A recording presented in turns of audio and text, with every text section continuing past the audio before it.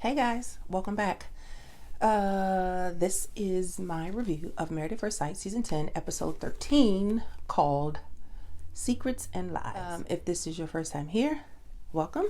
Go ahead and click the subscribe button. If you are returning, welcome back. Let's talk about this week's episode. So, Secrets and Lies. This was the week after recommitment day. So last week all of the couples talked to Pastor Cal, Dr. Viviana, and decided whether or not they were going to recommit to the process. They have 3 weeks left. And a lot of things happened. So let's jump right in. First up is, again, Brandon and Taylor. We're talking about them again. Believe it or not, they were not the worst couple of the episode. So they got together. They went to a restaurant. They went to his childhood, or where he grew up, and they played a game at the apartment. And the one thing that I came out of this episode with is that Taylor is very self-absorbed. She's very self-centered. She's very self. Like, it's all about her. When they were at dinner, she wanted to make sure that she needs compliments. She needs affirmations from him. I think she's a little insecure and she doesn't even realize it. Like, who needs the card game that they play? He picked the number. So I thought it was actually a pretty cute game. Like, you pick a number, the symbol means one thing. Like, if you pick hearts, you have to say something from the heart. If you pick the clubs, that's something physical, and then the number is how long you have to do the specific item. So he picked a four diamonds. You have to give compliments, and he starts giving her compliments, and she's like, "Oh yeah, you don't have to stop at 4." She really is. It's about her. Like, she's about the optics. I remember back when they did either the matchmaking episode or episode 1, where she says she's just looking for a partner to do all these things that she's done with. She just wants an eye candy. She wants somebody to enhance her look. Like, she wants the cherry on top of her beautiful sundae. And she needs somebody there to tell her that she's beautiful, she's smart, she's that everything she does is fantastic.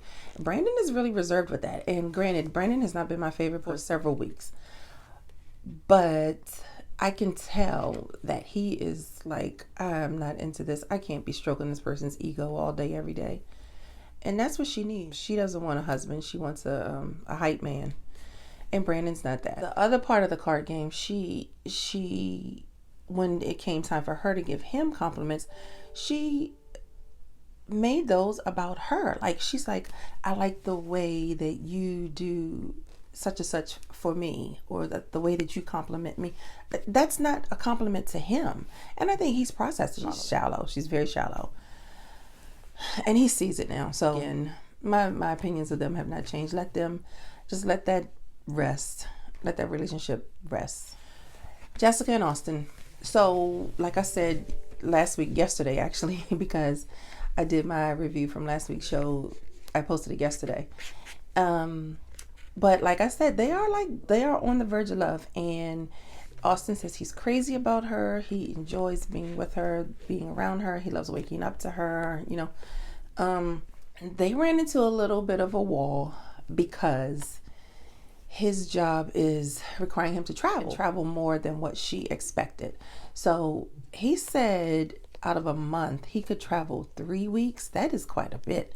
And to be on, like, as she said, an entry level into this new career, that's a lot. So what happens as he climbs the ladder? Like is he traveling all month? Is it a traveling job? What is he, a traveling salesman? Like, what is this job that requires you to travel that much? And then they had their first argument. It probably was time that, their feathers got ruffled a little bit, just so that they can feel reality in their happy little world. I mean, they were kind of living like a fairy tale. So they had their first little argument, but they actually were really mature about how they talked about it. She owned up to her part, and she said she probably started it, and they exchanged words, and then they looked for a resolution. Like she said, well, when he travels, maybe I'll change my shifts so that I'm not home at night alone. And, so they're talking about real life things. Like, let's look at the issue and let's try to resolve it. And that's why I think they're going to last. Like, they're going to stick it out. As much as I said before that they were like a high school couple, giddy and goofy, they are really being mature about handling their situations. And this is really their first situation, honestly, because everything else up until this point has been, cupcakes and roses. Dr. Viviana came over and talked to them, as she did with a couple of the other. Did she talk to everybody? But anyway, so she talked to them and she mentioned them looking or seeming like they were in love. And I feel like she kind of forced Jessica to say that she loves Austin. And that put her in an awkward position, because put her in the position that she didn't want to be in. The reason that she hadn't said it yet was because she did not want him to not say it. And it kind of put her on the spot. And then it put Austin on the spot. Like, do I say it? Do I not say it? If I say it, and he did not say it. He stuck to his guns and he wasn't comfortable saying it. But he did say, I feel like we're growing in that direction. I feel it. I feel I'm very fond of her. Did he say fond of her? I don't know. Whatever the word he said. It's like, yeah, I'm getting there, but I just can't say the word right this minute. So let's just let it evolve. They had their cute little interaction at the beach. I'm wondering what beach they were at, though. Like, we don't have beaches around here. I mean, we have Ocean City, but that's a good little ways. They read their letters. They wrote letters to their younger selves. And I thought it was cute. It really opened them up. It kind of helped her see why he's reluctant to say the words "I love you." But they are still in a good place. Like, they are definitely going to say yes on decision day, and in the reunion, I think they'll be fine. Katie and Derek. I wish he would just let her go, because she is so insecure and jealous, and that I think he deserves somebody a little better for him. I said a couple weeks ago, I feel like she talks down to him. She talks down about him. Like, he's just not, she turns her nose up at him a lot now. And she calls him immature. And I think she's being immature by the way that she treats him. She says he says he holds on to his youth because of the way he was raised. And she was raised similarly, but she decided that she was going to let her youth go and just be an adult. And honestly, if she was being true to this process, she would realize that this was that they really complement each other. Like, they balance each other out. She's just not giving it a try. Like, she's still stuck on her ex, and I think that's where she's going to end up. I wrote down, he offers himself to her all the time. Like, when she was saying she let go of her youth, but she wanted to. Dr. Viviana was asking her, do you think at some point you would try to revisit that? And he was like, when you're ready to, I'll be there for you. I'll be there to help you. I'll we'll do it together. He's so giving to her of himself, and she is just being the biggest bitch ever. They go to his garage to look at his stuff, his things that his mother has kept over the years, and come across his scrapbook where he has like a poem that he's written to somebody his freshman year in high school. It was a beautiful poem. And you guys remember when I said when he wrote his vows were beautiful. Like, he's very eloquent in writing. He has a knack for it. Go on and write that book, Derek. She got so jealous. You could see her whole body language change. She got tense. I don't want to play anymore type thing. Like, I can't be here anymore. I don't know what to think about him. Like, just think that this could be the guy. He's always said he's a hopeless romantic. Why wouldn't you try to stick it out with him and be patient? Let what he's written on this paper evolve and become about you. She got mad at his college. What was that? The cooler thing with the checklist on it. He got mad about that. some people could think that is weird and crap. I thought that was adorable. Like he and the girl that he went to the formal dance with snuck into the circus after hours and petted the elephants. Like, that's adventurous. That's cute for his type of cute. She shot him down. She shot him down again. So, Derek, just read the signs. She's not the one for you. There's somebody out there for you that you're going to fall head over heels in love with, and who's going to support you in your efforts and your dreams. Just Katie is just not the one. She's not it. So that's it for Katie and Derek. I don't really have much more to say about them. Let's go Zach and Mindy. Can we all just give Mindy a hand? Like, give her a round of applause. She got rid of him. She kicked him to the curb. She put him out. She said, leave your keys. We don't have anything else to talk about. Get your few pair of socks and your sweatpants out the drawer and be gone. Like, with Zach and Mindy and Mika and Michael, I feel like the production of this show went to a Liars Anonymous meeting and picked a few people out of the crowd. These people are delusional. Zach is he's in his own world. Who says it wasn't a lie?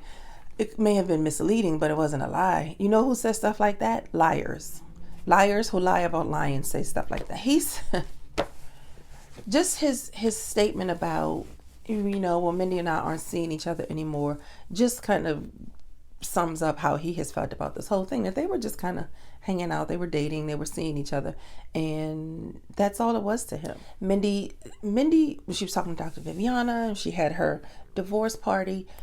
She looked happier already. Like, she says she has no regrets. She had to give it one more try just to make sure and confirm that her walking away from it was the right thing. And just when she thought that she was, in it for the long haul and he was going to act right, her friends confirmed that he was, again, a liar.